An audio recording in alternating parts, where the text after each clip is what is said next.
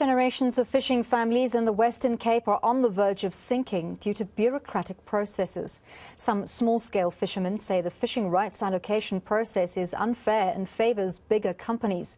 The Department of Environment, Forestry and Fisheries says anyone who believes they've been unfairly excluded from the process has until the 29th of July to appeal. Monique Mortlock has the story. KOBUS POGGENPOEL is a fourth-generation fisherman. He comes from a long line of fisherfolk in Kalk Bay. When he needed to apply for fishing rights a few months ago, he was unsuccessful. They always used to say we must invest into the industry, which we have invested.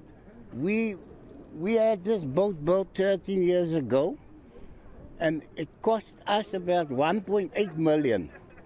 Now today, she must lay here against the ropes.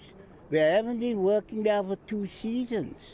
Small fishing enterprises that were also unsuccessful in the fishing rights allocation process due to not meeting scoring requirements say the system seems to favour big corporates. Sometimes the questions that they ask you, it's more aimed at the bigger companies, how many dividends you are paying, what your share price and stuff. So the application form itself wasn't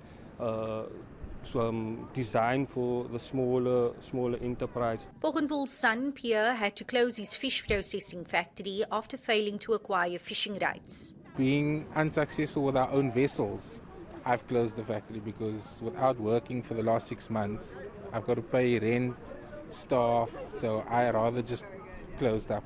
The South African United Fishing Front says the process should be suspended as hundreds of fishermen have been negatively impacted during this last round. We need to align our laws with our constitution in terms of the equitable redistribution of our fishing rights so that everybody can eke a decent livelihood out of the system.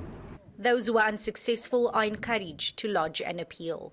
Those individuals who feel that their application had been rejected unfairly, they've got a chance up until the 29th of July to lodge appeal with the appeal authority. Minister meets with small-scale fishers on an ongoing basis. We had similar meeting with community-based organizations in April, and the organizations were advised to submit their appeal as this will provide Minister as an appeal authority to consider and respond to all concerns related to FREP. Meanwhile, Environmental Affairs Minister Barbara Creecy is awaiting the Western Cape High Court's decision on an application she brought last year for a review of the small-scale fishing rights process in the Western Cape. Monique Mortlock, Cape Town.